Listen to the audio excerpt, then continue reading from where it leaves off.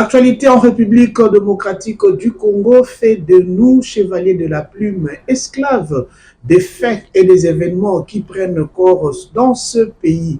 Voilà pourquoi tous les jours, nous avons besoin de faire parler ces Congolais qui ont du contenu, qui ont un message à passer, qui ont des analyses à faire pour faciliter la compréhension de leurs compatriotes sur ce qui se passe dans notre pays, notre chantier commun est la RDC. Voilà pourquoi ici chez Télé Plus, nous avons choisi cette rubrique, l'invité. Et c'est pourquoi nous avons aussi sur ces plateaux un invité. C'est avec lui que nous allons nous entretenir pendant tous ces temps où il doit convaincre les Congolaises et les Congolais que vous êtes, vous qui nous suivez à partir de là où vous êtes. Notre invité n'est rien d'autre que le docteur Patricien Gongo.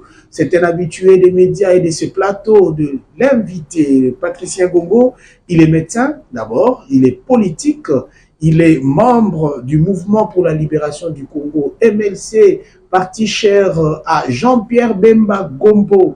Avec lui, nous allons aborder quelques sujets qui font la une dans notre pays. Comme vous le savez, la semaine dernière, à la fin, l'AMUCA, SID, LGD et Ensemble pour la République étaient sur terrain. Ils ont marché, ils ont pas appelé cela marche pour la résistance, marche de résistance patriotique. Quel est l'impact de cette marche pour ceux qui sont du côté du pouvoir? Nous allons en parler. Nous allons parler également de la déclaration de la MONUSCO qui renvoie la responsabilité de pacifier les Congos, surtout sa partie Est, au peuple congolais lui-même. Est-ce que cela n'est pas un sabotage ou un renvoi de responsabilité, cette MONUSCO sur qui le Congo a compté depuis plusieurs années? Nous allons parler de la santé du MLC ainsi que de sa vision par rapport aux élections à venir et surtout de l'avenir de la RDC. Ensemble avec vous, messieurs et dames, nous recevons notre invité. Bonjour et bienvenue, Dr Patricien Gongo. Bonjour, cher Benz. Merci pour l'invitation. Je suis très content de partager ces moments de réflexion avec vous. Très bien. J'ai présenté docteur Patricien Gongo. Vous êtes docteur, vous êtes médecin. Parlez-nous brièvement de cette carrière. Hein. C'est toujours intéressant de savoir qu'on est en face d'un politique, mais qui, au-delà de faire la politique, a aussi un autre statut qui peut intéresser la population. Oui, je suis docteur en médecine, donc médecin. Je suis médecin des hôpitaux. Je suis en train de mener ces carrières-là dans plusieurs hôpitaux de la capitale, mais j'ai des centres de santé que nous avons mis au service de cette population, que j'appelle le médecin du cœur. C'est Ecotosia Center, le médecin du cœur. Le médecin du cœur qui veut dire que le médecin de bon cœur. C'est là qu'ils sont partis faire la médecine pour sauver des vies et non pour cautionner les malades. Nous sommes sur GB, avenue Ecotosia numéro 5, et puis nous sommes à Ndjili, juste à côté de Saut des moutons de Bitabe que nous venons de lancer, où le lancement est le 8. Effectivement, c'était la semaine passée. Le 8 mars. Nous sommes là tous les jours. Pour le centre qui se trouve à Ndjili, nous avons lancé la consultation, tout est gratuite. Toute personne qui a une maladie qui l'a dérangé plusieurs années, par manque de moyens, ils ne savaient pas comment les traiter. Nous sommes là à leur service, on va leur porter le sourire pour que leur santé puisse être rétablie. Les soins de santé, soit à vil prix, soit à titre gratuit, est-ce parce que docteur Patricien Gongo est de bonne foi ou c'est la part dont il se sert pour attraper les électeurs par son hameçon? Non, pas vraiment. Vous savez, moi, je suis pas d'Ndjili, moi, je n'habite pas à Ndjili, moi, je suis à Bandal, je suis à GB. Mais vous savez, cher Benz, chaque personne a choisi un métier pour des objectifs précis. Moi, en allant faire la médecine, j'ai toujours dit à ma mère que si Dieu faisait de moi un médecin, je serais le médecin du cœur. Je serais un médecin qui sera mis au service des autres.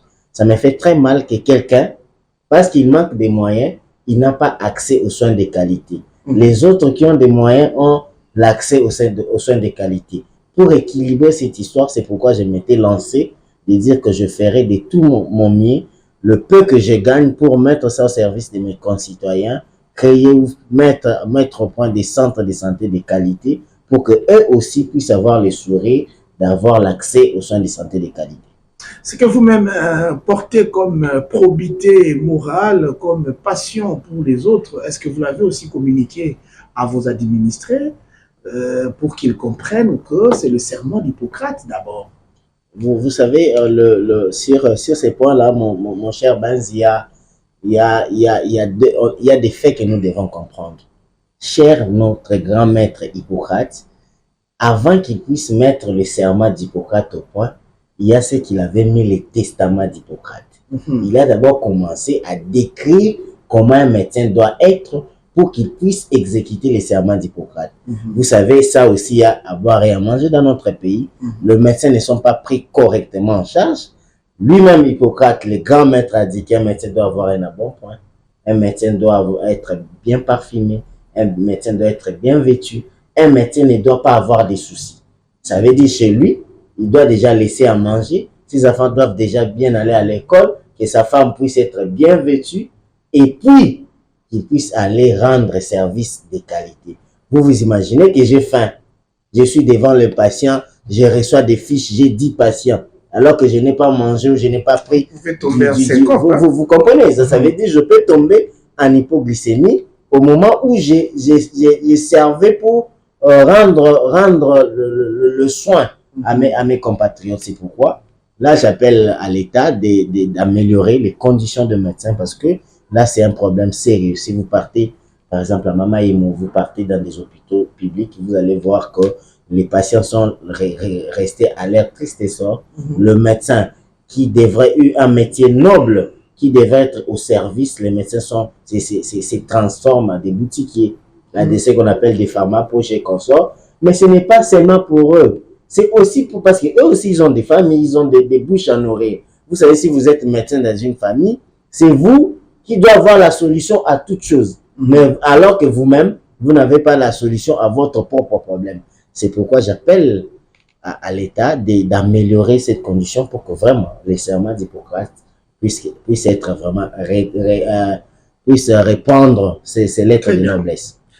Docteur, de la carrière d'un médecin à celle d'un politicien, ce n'est pas un seul pas, il y a tout un trajet à faire.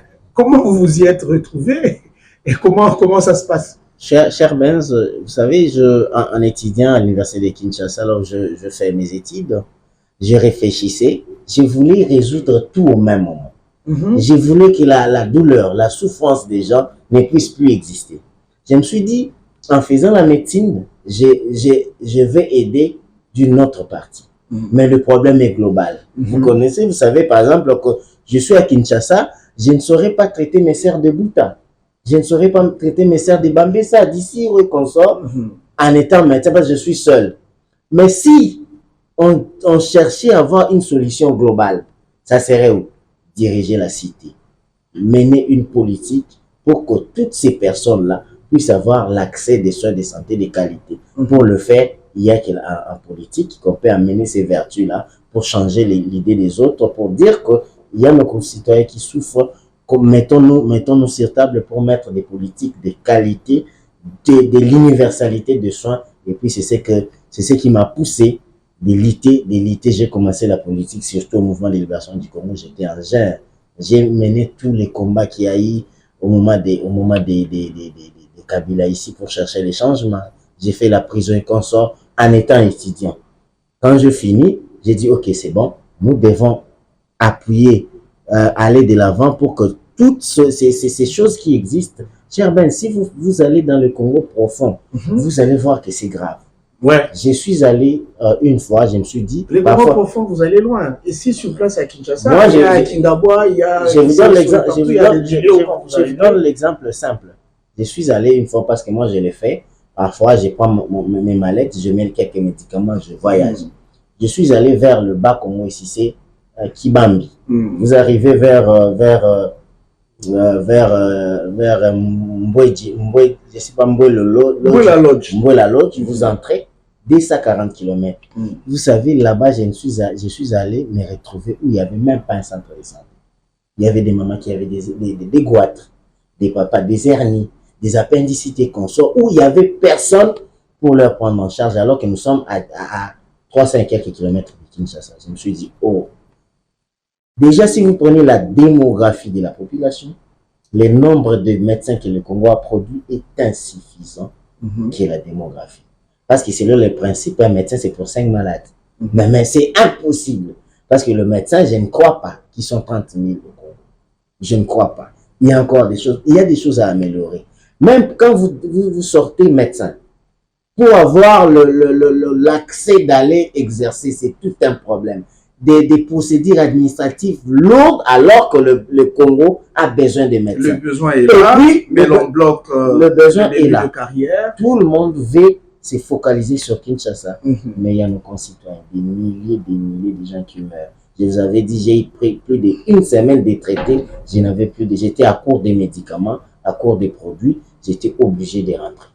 Très bien. Que Dieu vous donne beaucoup plus, vous qui avez ces cœurs charmants, plein d'amour, plein de bonté pour les autres. Alors, docteur, vous terminez l'université, vous étiez encore étudiant d'ailleurs. Vous vous dites, si vous donnez des soins à certains individus, le nombre sera très limité. Vous aimeriez être dans la gestion de la cité. Ceci vous permettra de répandre votre bonne volonté, votre vision pour un Congo grand sur toute l'étendue de la République. Et c'est le MLC que vous avez choisi comme famille politique. Pour quelle vertu, pour quelle... je voulais dire, quelles sont les valeurs que vous avez retrouvées dans le MLC et qui vous a attiré? Vous savez, avant d'adhérer, avant que je puisse adhérer à un parti, j'ai identifié les leaders qui m'inspiraient. Et puis j'ai eu les chartes de chaque parti, j'ai lu pour l'IDP, j'ai lu pour UNC, j'ai lu pour tout. En lisant celui du mouvement de libération du Congo, d'abord le charisme de son leader, ses idées, l'intelligence. Je suis l'homme qui est beaucoup plus flatté par l'intelligence que par autre chose. L'intelligence, il y avait une fois, j'étais encore aussi beaucoup plus jeune, je vis Jean-Pierre Bemba Gombo en train d'exposer comment il va développer le Congo avec des chiffres à l'appui. C'était devant les élites, les étudiants de l'université de Kinshasa. Il disait que si moi je deviens président. L'échappée des bonnes intentions, ça non, il fait toujours des exposés comme ça, bien calculés. Vous savez, le vrai mais dans les faits, les réalités sont tout autres. Le vrai problème, cher Ben, c'est que ici, nous n'avons pas cette culture-là d'y aller pour des idées, d'y aller pour de principes, d'y aller pour de valeurs. Nous avons les histoires, d'y aller pour les tribus, d'y aller parce que c'est bon, c'est le pire vieux et qu'on sort. Mais là, j'ai écouté Jean-Pierre Bemba, j'ai eu le temps de lire son livre, qui est le choix de la liberté. Ces livres-là, il a étayé, il a tout détaillé sa vision politique dans ces livres-là. Quand je lis les livres, pourquoi il était allé en guerre, pourquoi il est allé faire la guerre, il y a même un président sud-africain qui lui a posé une fois la question, Jean-Pierre, pourquoi tu pars faire la guerre alors que votre papa, qui est Jeannot Bemba Saolona, parmi les hommes les plus riches d'Afrique, vous-même, un homme d'entreprise aguerri, vous êtes en explosion, pourquoi vous devez accepter d'aller être à côté des moustiques, amener vos enfants, votre femme, alors que vous êtes riche, il y a des fromages, il y a des hamburgers sur votre table. C'est sa réponse qui m'a révolté, qui m'a donné envie de venir adhérer ou m'adhérer au mouvement de libération du Congo. Il a dit, qu'est-ce qui est nécessaire que moi-même je puisse manger tout ce que vous avez décrit, mais que mon peuple, le milliers de personnes souffrent quelque part dans le Congo, où ils n'ont même pas le sel. Si vous partez dans le Congo profond, par exemple à Isidro, à Bouta, à Bambessa, vous allez trouver que les sels, c'est une richesse. Pour avoir les sels ici, les sels, c'est une richesse. Le café, c'est une richesse. Les sucres, c'est une richesse.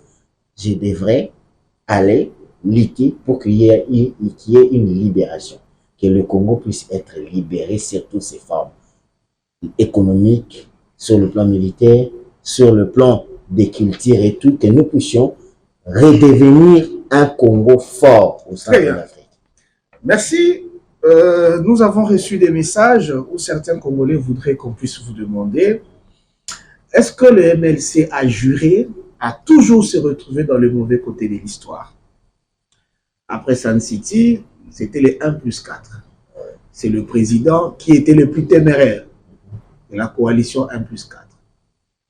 Nous allons aux élections, c'est encore lui qui fait le voyou. À un moment donné, il va se retrouver à la prison. Il revient au pays. Aujourd'hui, au nom des accords et des alliances, il est membre d'un régime qui semble être vomi par les peuples congolais. Est-ce que Jean-Pierre Bemba n'a choisi que le mauvais côté de l'histoire? Merci encore une fois de plus, cher Ben. Je venais de vous parler d'un livre, Le choix de la liberté. Vous savez, cher Benz, quand vous partez, quand vous avez, même dans votre chaîne, vous avez ce qu'on appelle une ligne éditoriale, n'est-ce pas?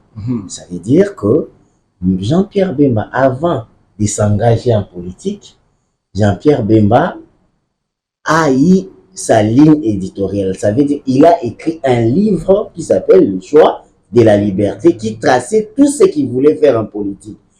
Il a dit dans son livre que lui, pour lui, partout où on parle du Congo, il est là.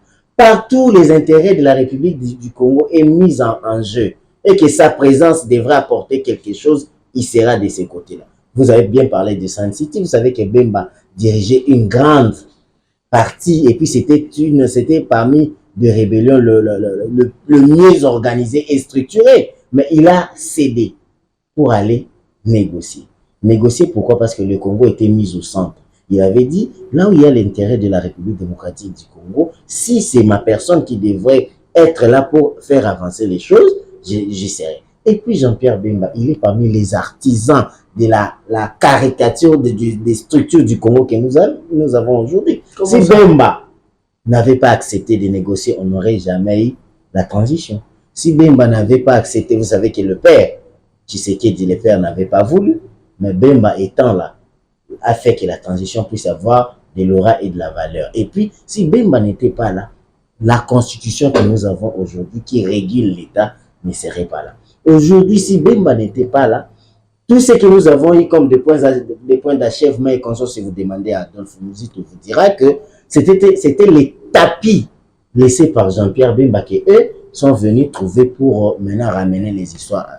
Et puis maintenant, Jean-Pierre Bemba, en ayant toujours peur de son aura, de sa grandeur, de sa force, ses adversaires politiques ont monté des choses pour l'amener en prison. En l'amenant en prison, ils avaient cru que Bemba serait fini. Vous étiez ici avec moi au Congo. Il y a eu même des gens qui ont dit, j'ai même ma main à couper si Bemba sortait de la CPI, qu'on coupe sa main. Bemba condamné à 30 ans de prison, directement comme ça, Bemba sort indemne. Tous ces gens-là ils étaient stupéfaits. Ils ne savaient plus, est-ce que c'est Bemba vraiment qui est sorti, alors que eux, ses adversaires politiques. Donc, je pense que la CPI, il a suffisamment négocié.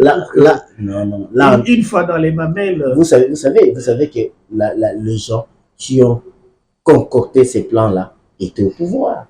Ces gens-là avaient beaucoup plus de puissance que Jean-Pierre Bemba. Mais Jean-Pierre Bemba du pouvoir de la République démocratique du Congo sur la CPI, par exemple. Celle-ci doit mettre la main sur un individu qui a violé la loi. Je vous dis, sur ces dossiers-là, il y a à boire et à manger. Si vous avez bien suivi le parcours du dossier, vous allez trouver chaque fois, on disait que les dossiers étaient vides. Alors, chaque fois, parce que c'est quand même un fait. Parce que Thabo Mbeki, comment est-ce qu'on appelle, c'est lui qui était le président centrafricain, qui avait fait appel à Jean-Pierre Bemba. Autour de Jean-Pierre Bemba était vivant.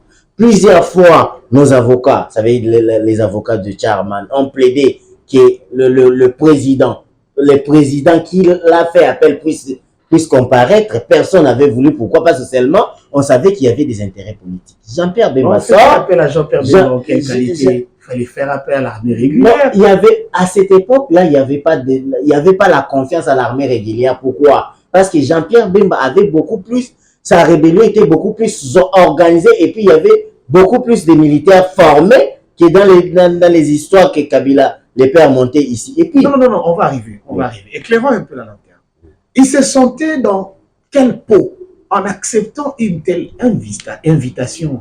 Lui qui n'était que rebelle, c'est que l'on reconnaît. Il était dans quelle peau en acceptant cette invitation? Vous savez, si vous lisez bien c'est quoi le problème, avant que Bemba puisse y aller, la communauté internationale, c'est les communautés et la communauté internationale qui a permis à Jean-Pierre Bemba d'y aller. Pourquoi? Parce que seulement le Congo n'était plus Congo.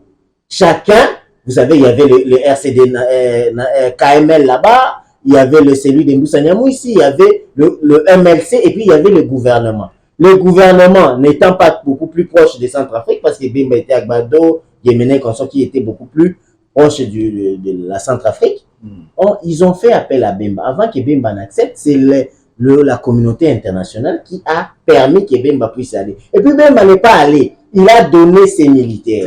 Quand il donne ses militaires, ça veut dire que ces militaires-là n'ont plus le contrôle de Jean-Pierre Bemba. Très bien. Alors, une question. Quel était l'intérêt de Jean-Pierre Bemba dans cette intervention? Mais vous savez qu'il menait des rébellions. Quand tu es en train de conduire une rébellion, vous avez des intérêts. Ça veut dire que vous voulez que votre voix, votre combat puisse être attendu. Des gens qui devraient vous aider, que votre voix puisse être attendue, bien sûr, c'était aussi les gens de la communauté internationale. Et puis, la Centrafrique était partenaire du mouvement de libération du Congo à l'époque. Jean-Pierre Bemba ne pouvait que aller soutenir les présidents qui étaient en fonction, qui étaient élus par le peuple, qui voulait être chambourdé par le rebelle. C'est pourquoi Bemba était allé les soutenir. Et puis, vous avez posé une question très importante ici, que quand Jean-Pierre Bemba est sorti de la CPI, ces gens ici du pouvoir, qui étaient du pouvoir hier, encore avoir peur de Jean-Pierre Bemba, ils ont créé de toutes pièces cette histoire-là des subornations des témoins. C'est seulement au Congo où j'ai vu des juristes prendre subornation et corruption la même chose. Alors que même la CPI, la personne qui avait, vous savez, les jours-là, j'ai vomi de la honte de voir les maîtres, le professeur Nyabirungu, un pénaliste qui dit que la subornation était égale à la corruption. Malgré que les experts même c'est une infraction, mais qui n'ont pas le même sens. Ici, ici en République démocratique du Congo, pour qu'on puisse écarter un candidat, on n'avait pas écrit la subornation des témoins. On avait écrit la corruption, qui avait des faits, comment est-ce qu'on a, punitifs séparés. Ce n'était pas quelque chose donc, subornation égale à la corruption, non. Mais ils avaient utilisé cette histoire-là pour, une fois de plus, écarter Jean-Pierre Bemba. Mais, au-delà de tout, nous leur avons montré que le mouvement de libération du Congo, c'est un parti historique. Très bien. Nous n'avons pas disparu. Vous avez vu, tout au long du règne de Kabila, nous étions le parti le plus fort.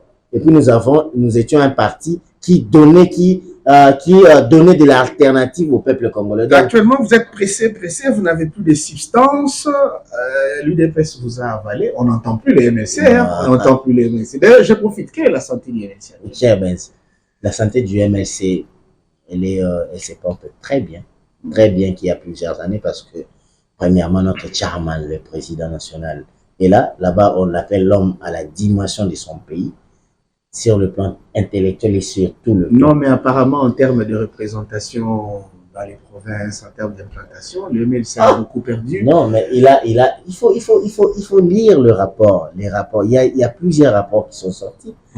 Nous sommes parmi le 4 meilleurs partis le mieux implantés de la République démocratique. Si nous partons depuis 2006 jusqu'à aujourd'hui, nous sommes au top. Sur le plan de la formation, sur le plan des cadres. Les mouvements, je ne sais pas, mettez-moi en défi, cite-moi un parti politique qui a produit beaucoup plus de cadres de qualité que le mouvement de libération du Congo. Il n'y en aura pas. À partir de l'IDPS jusqu'à aujourd'hui. Aujourd'hui, nous sommes en coalition. Nous sommes en train d'accompagner le pouvoir.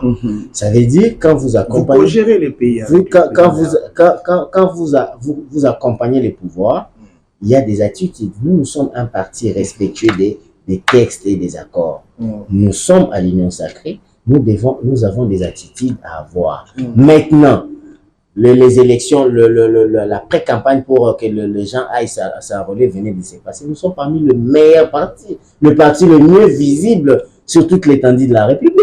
En termes de base, est-ce que les MLC a encore une base? Est-ce que vous avez encore un pouvoir mobilisateur? On peut avoir encore le MLC aujourd'hui, faire comme les autres ont fait hier, hein, réunir une bonne masse pour plaider. Le MLC, seulement son président, lui-même d'abord. Quand il sort, c'est un problème. Il faut savoir gérer, il faut que la police soit là.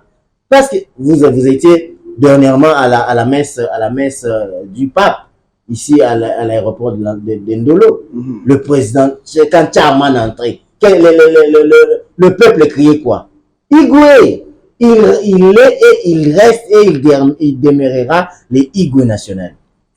Alors, l'Union sacrée ou les animateurs de l'Union sacrée ont déclaré plusieurs fois que le bilan de ce mandat du chef de l'État sera partagé entre vous tous qui êtes membres de l'Union sacrée. De quelle oreille vous entendez une telle déclaration, vous, MLC? Vous savez, je sais pas est-ce que quand les gens parlent du bilan, est-ce qu'ils réfléchissent? Quand ils parlent du programme, est-ce qu'ils réfléchissent? Réfléchissons à fond. Nous venons accompagner les pouvoirs. Il y a un programme, n'est-ce pas, défendu par le président de la République. Et même, ce programme-là s'appelait Le Peuple d'abord, le SOC, s'appelait Le Peuple d'abord, qui avait plusieurs ramifications, n'est-ce pas? Nous n'étions pas dans ces programmes-là. Vous comprenez? Il y a eu un problème. Les programmes, c'était FCC et CASH. Il y a eu un problème entre eux qui a fait que le FCC CASH, nous, déjà, on a interpellé le président de la République. Le président de la République, attention, ces gens-là sont en train de t'empêcher d'avancer. Ils sont en train de t'empêcher d'amener le Congo vers le progrès. Il faut faire tout et il faut être prudent. Le président, le chairman, étant toujours aux côtés de la République démocratique du Congo, partout où il y a l'intérêt de la République, le chairman était là. Vous connaissez l'histoire de Genève et consorts. Ça fait que le président de la République, comprenant que les FCC Cash étaient déjà au bout du souffle, le président de la République devrait faire appel au chairman Jean-Pierre Bemba. Il a fait même appel à la nation congolaise. La nation congolaise a répondu présente. Il a même consulté jusqu'au bas de l'échelle, jusqu'au Chegué, jusqu'à Maman Ndunda et consort, pour que le président puisse qu'il puisse vraiment écouter les desiderata du peuple. Le peuple a dit, vous devez rompre avec votre coalition FCC Cash, créer d'autres choses. Il a créé l'Union sacrée et puis il a fait appel au chairman, Jean-Pierre Bemba. Le chairman a répondu présent et puis maintenant, nous sommes en train d'accompagner les pouvoirs. Un programme, le président de la République a demandé au chairman, aux gens composant l'Union sacrée, d'envoyer l'un de leurs meilleurs lieutenants. Nous avons envoyé l'un de nos meilleurs généraux, Madame Eve Bazaïba, Dr Mbongani. Et puis, vous en êtes sûr et puis conscient qu'elle est en train de battre des travail formidables. Très bien. Moi, je loue beaucoup le travail de maman Eve Bazaïba, mais il faut travailler davantage parce que le besoin, il est vraiment éléphantesque et certainement les moyens mis à la disposition de nos différents services étatiques sont peut-être infimes, que cela ne permet pas que l'on puisse tout régler au même moment, mais il faut vraiment travailler avec beaucoup d'efficacité. Docteur Patricien Gombo, d'une certaine manière, vous voulez nous dire que le MLC n'a rien apporté dans la vision et dans les efforts du chef de l'État. Le MLC ne fait que accompagner sur base de ce qu'il a trouvé comme programme. Mais nous sommes en politique. La personne qui défend le programme, c'est le président de la République. C'est lui. Pourquoi? Pourquoi c'est lui qui défend? Parce que c'est lui qui était allé... Allongez un peu votre écharpe. Ah oui. Ça risque de tomber. Ouais. Parce que c'est le président de la République qui était allé demander mandat. Hein? Quand vous partez demander mandat, vous êtes le seul redevable. Ok. Un homme épris des raisons, ça ne devait même pas faire débat. Vous avez quand même suffisamment aidé les chefs de l'État? Oui, suffisamment. Suffisamment par rapport au secteur qui nous a donné. Il nous a donné l'environnement. Vous constatez vous-même le travail que la dame de fer, Maman Eve Bazaïba est en train de faire. Elle fait un travail formidable. Et puis, elle est parmi des personnes qui amènent beaucoup plus d'argent dans la caisse de l'État. Docteur Mbungani. Regardez le travail que Docteur Mbungani est en train de faire. Vous avez connu le cas de qui Longondo, celui qui était Eteni Longondo, qui avait terni l'image du ministère de la Santé, mais aujourd'hui, le docteur Mbungani est venu donner de l'espoir. Il y avait beaucoup de grèves à l'époque, mais maintenant, il y a de moins en moins, même s'il y a beaucoup de choses encore à améliorer, mais nous, de notre part, nous sommes en train de faire un travail de qualité. La qualité du travail de F. Bazaïba et de Dr Mbungani, ça vient directement du chef de l'État à travers les conseils de ministres, de la politique du Premier ministre qui a la mission d'exercer la vision du chef de l'État, où il y a aussi les consignes du MLC. Vous constituez toujours une équipe de coaching pour les ministres que vous avez déposés dans le gouvernement, où ils dépendent vraiment du chef du gouvernement et le président de la République. Cher Benz, vous allez comprendre que le président de la République, c'est comme le coach, n'est-ce pas? Le coach de l'équipe nationale. Il demande au mouvement de libération du Congo qui pouvait être le TP Mazembe ici au Congo, de l'envoyer le maire de l'air généraux ou le maire de l'air lieutenant. Le mouvement de libération du Congo envoie la maire parmi la maire de ses joueurs, qui est F. Bazaïba. F. Bazaïba vient avec l'éducation de l'État, de comment gérer l'État qu'elle a eu au mouvement de libération du Congo. Comme je suis ici, cher Benz, vous me nommez bourgmestre, je ne vais plus tâtonner, parce que j'ai été formé à savoir comment administrer une commune. Si vous me mettez ministre de la Santé, ne crois même pas que je prendrai je dois apprendre. Non, j'ai déjà appris comment on administre le cabinet politique. J'ai appris comment on monte un projet. C'est ce qu'on appelle la partie formation du mouvement de libération du Congo qui n'existe pas ailleurs. Mais maintenant, F. Bazaïba étant déjà éduqué dans la bonne manière de faire, elle part seulement donner la meilleure de soi-même quand elle marque. Même chez nous ici, quand nos deux équipes jouent, hein, nous donnons nos joueurs à l'équipe nationale. Quand ces joueurs la marquent, c'est fans de l'autre club, ils en sont fiers. Très bien. Nous sommes fiers quand c'est F. Bazaïba, notre dame de fer, marque des buts, et puis elle a marqué beaucoup de points dans ses gouvernements. Autant l'Union pour la nation congolaise aussi est très fière de Aimé Boji pour avoir augmenté le budget de l'État. Autant vous êtes aussi fiers pour F. Bazaïba, c'est ça? Exactement. Oui. Dans les fonds, on aimerait savoir si c'est réellement cela. Alors, il se passe apparemment une guerre de leadership au niveau du Grand Équateur. Pourquoi Jean-Pierre Bemba, selon ce qui se raconte, jalouserait certains de ses compatriotes, de ses frères du Grand Équateur, et la rue, ainsi que certains QG politiques citent le nom de Guy Luando, qui mettrait Jean-Pierre Bemba mal à l'aise dans l'espace Équateur. Nous avons vu une vidéo il n'y a pas très longtemps à l'Équateur, quand le chef de l'État s'y est rendu. Bemba descend, il salue tout le monde debout, il arrive juste à côté de Guy Luando, il se retourne. C'est quoi le problème? Vous savez, le charmant Jean-Pierre Bemba a quitté le clanisme pour être un leader national. Donc, je me sentirais très mal à l'aise, cher Benz, de calquer la dimension de Jean-Pierre Bemba à l'espace Grand Équateur.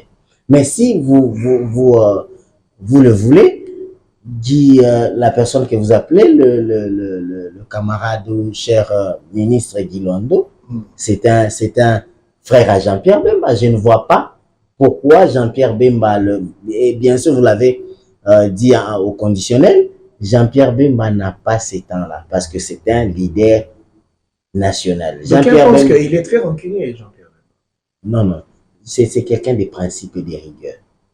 Vous savez, au Congo, il est difficile de vivre. Nous avons perdu le goût des rigueurs, de la rigueur. Quand quelqu'un est rigoureux, on dit qu'il est méchant.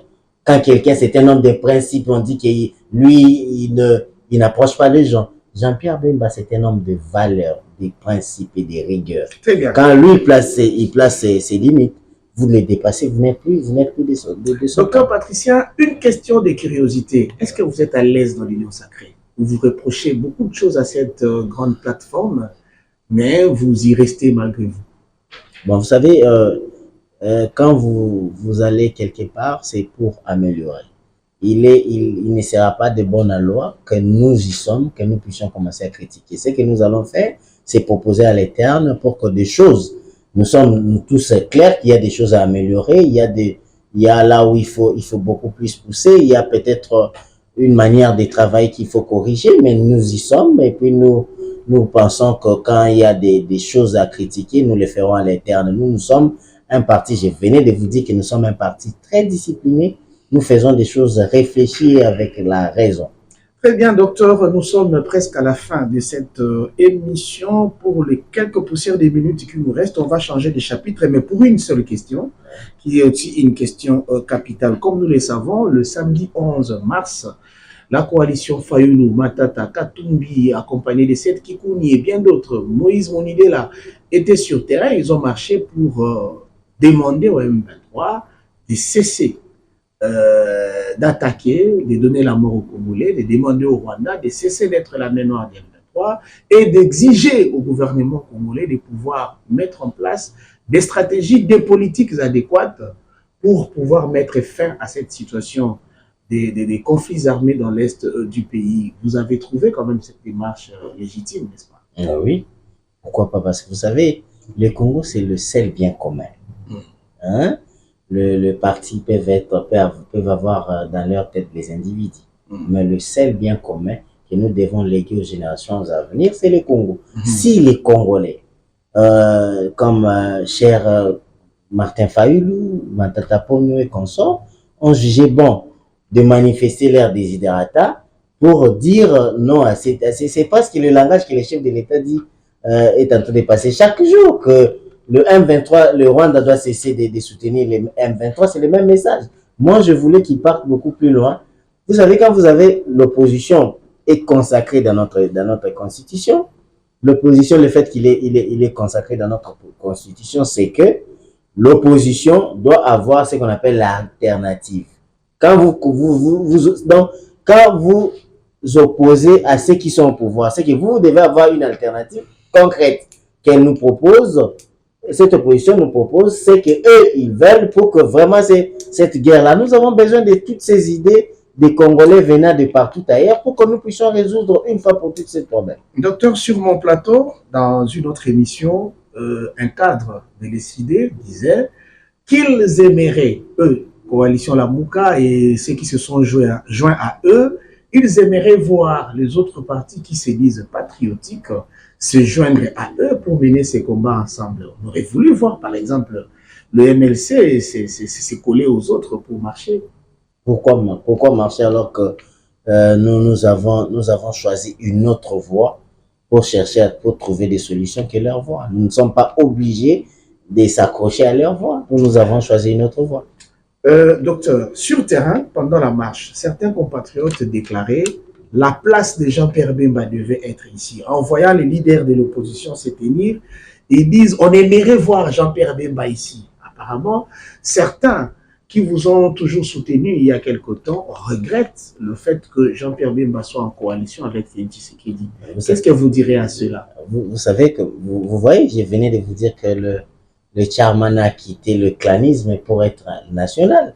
Malgré qu'il y ait de l'autre côté du pouvoir, il y a des gens qui souhaitent qu'il demeure avec le chef de l'État, mais de l'autre côté de l'opposition, il y a encore des gens qui les réclament. C'est qui affirme encore ou renforce ma position de vous dire que le président Tcharman est national.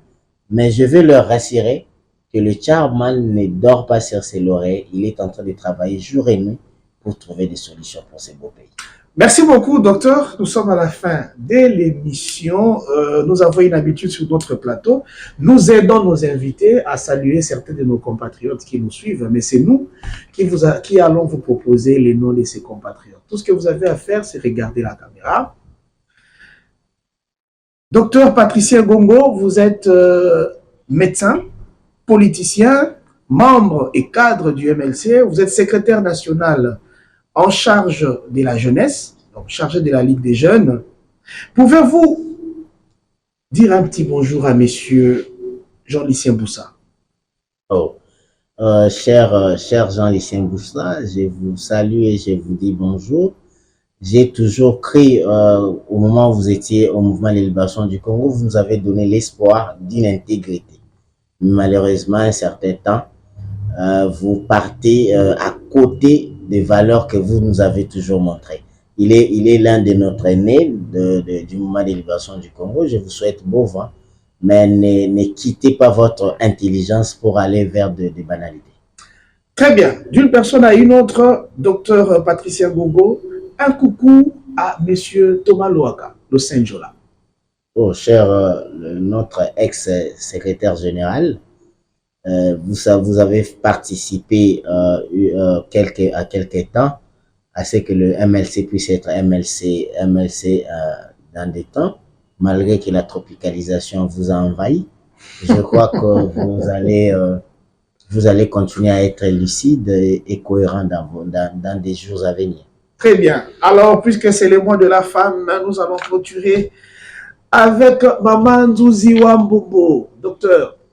Oh, maman Catherine Nzouzi Wambombo, je vous salue là où vous êtes. Vous êtes une brave femme qui a montré la voie à beaucoup d'autres femmes qui ont vécu dans ces pays ou qui ont suivi vos traces en politique.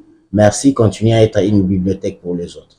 Merci beaucoup, peuple congolais. Vous qui avez suivi cette émission du début à la fin, nous avions reçu pour vous docteur Patricien Gongo. Pour rappel, il est cadre du MLC.